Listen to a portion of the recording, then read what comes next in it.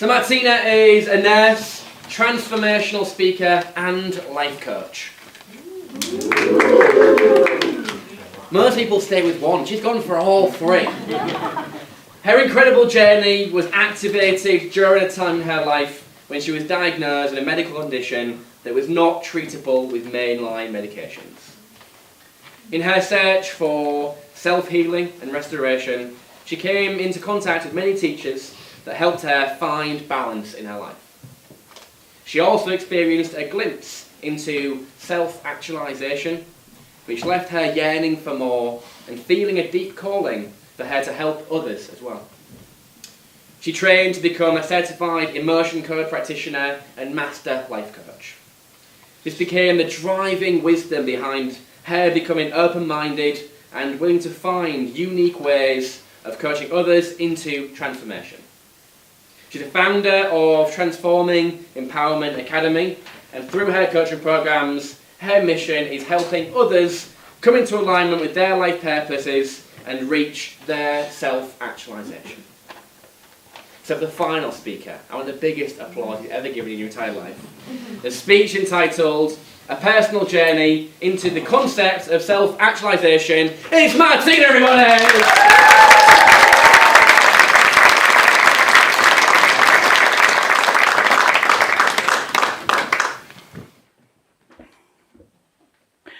We are creators of our own realities and masters of our own destinies. When I was born, my parents named me after my auntie, my father's sister. She was a nurse. In my younger years, my grandmother nicknamed me Nurse, and she often called me that. So when the time for me to choose my career came, I enrolled into nursing, but I wanted to be a teacher.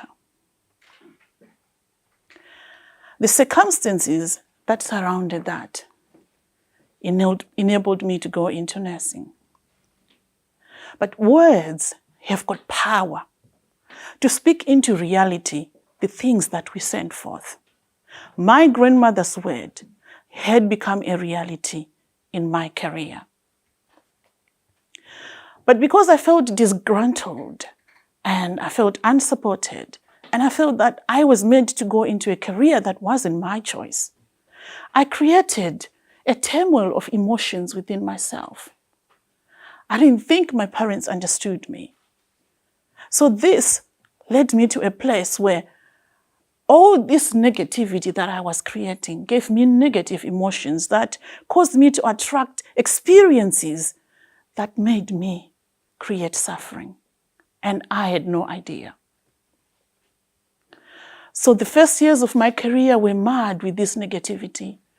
The lots of experiences that I had gave me emotions of fear and anger and frustration. But I buried all this. I didn't want to deal with that. And I didn't know how to deal with that. So an opportunity came for me to move to the United Kingdom. And I thought, yes, finally, I'm going to have a different experience. How wrong I was. The pattern that I heard when I was in Zimbabwe began to repeat itself in the United Kingdom. All this time I thought, it's everybody but me. And all these emotions added up more. And I pushed them down, pushed them into oblivion, hoping that they would go away, but they didn't. One day I find myself in the doctor's office, and the doctor tells me, you have an autoimmune condition, and there's no known treatment at the moment. So armed with literature about the condition, and feeling dazed, I walked out of the doctor's office. I was confused. I was afraid, sad, and desperate. This felt like there was a dark cloud that had overshadowed me, and I didn't know what to do about it. I didn't know how to get myself out of this. Inside of me, I was falling apart. And because I had become a master of pushing away my emotions, on the outside, it all looked good. But things were showing up. My health is failing me, my finances were failing me, and my relationships were getting affected. And I was looking for someone to fix me, but there was nobody. And in this desperate situation, I only remembered one thing that my mom taught me.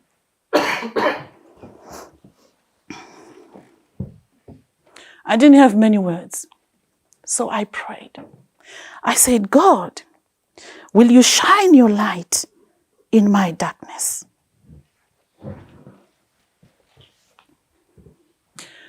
It wasn't long.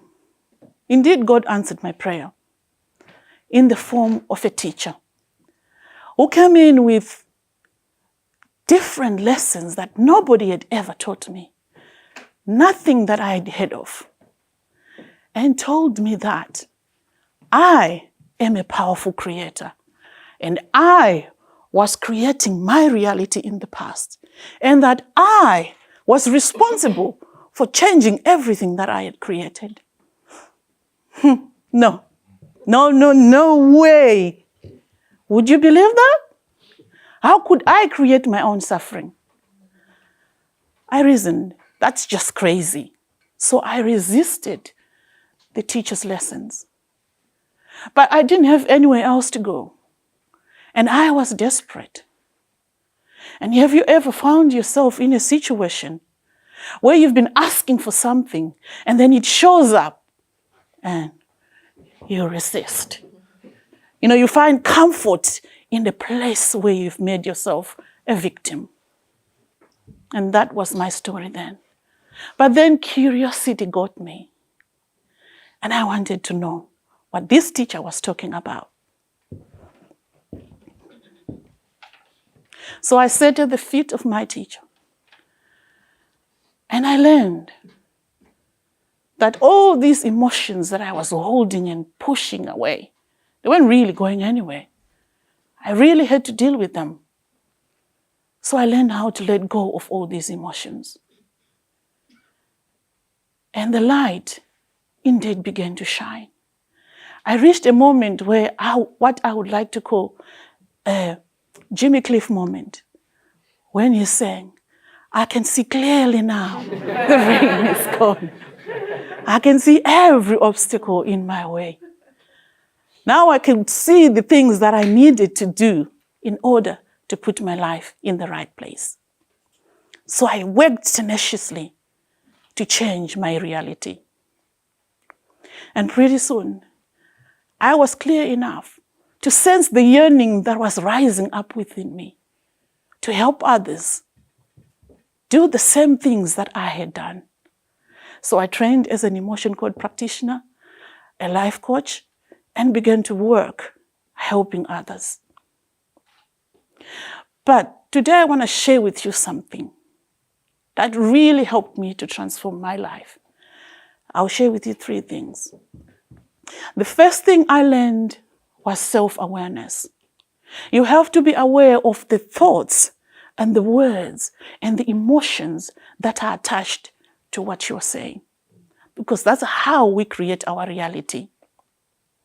The second thing I learned was that our beliefs are founded on 2 polarities. One is fear and the other is love. So when we are creating from fear, we are creating low vibrational, and we create things that bring suffering into our experiences.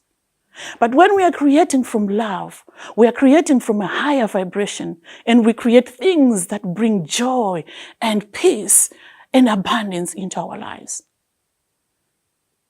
And the last thing was I learned that I am a powerful creator. You see, my creativity did not just start when I was in that dark place. But before I was in my mother's womb, I chose my parents. So they could name me after my auntie. So my grandmother could speak into my destiny. So I could start the first place of my life purpose and experience everything that went along. So I could get into that place of darkness, which became my defining moment that led me to transformation, that brought me to become the teacher that I wanted to be right at the beginning. So it all worked out well for me. And tonight, I know many of you have got places in your life where there is darkness. And I would like to invite you into our academy, where we're building a community of people that want to change and to remove the obstacles that are in their way, so they can walk towards self-actualization.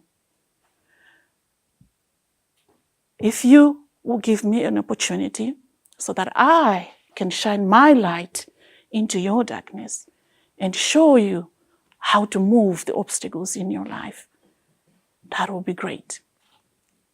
But before I leave tonight, I want to leave you with something.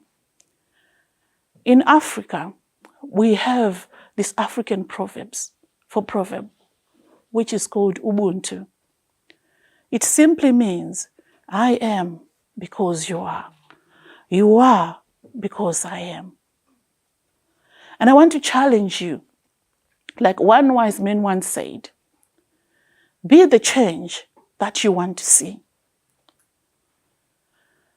We need to change ourselves so that we do not leave the patterns of negativity for our children to deal with. So will you be the change that you want to see? Thank you.